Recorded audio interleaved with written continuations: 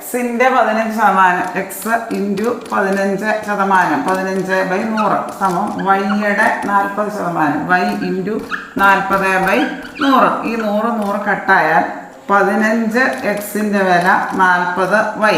രണ്ടിടത്തും Y വെച്ചങ്ങ് divide ചെയ്താൽ നമുക്ക് 15x/y സമം 40y/y, അതായത് 15x/yയുടെ വില 40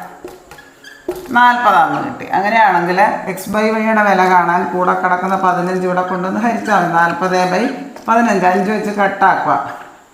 x/yയുടെ വില 8/3. അങ്ങനെയാണെങ്കിൽ x/yയുടെ വില 8:3. ഓപ്ഷൻ ബി ആണ് ഉത്തരം.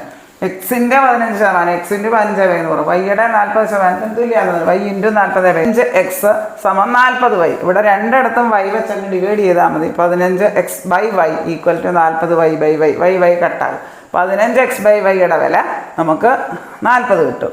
അങ്ങനെയാണെങ്കിൽ x/yയുടെ വില കണ്ടാൽ മതി. x/y ആണ്. x/yയുടെ വില 40/15 8/3.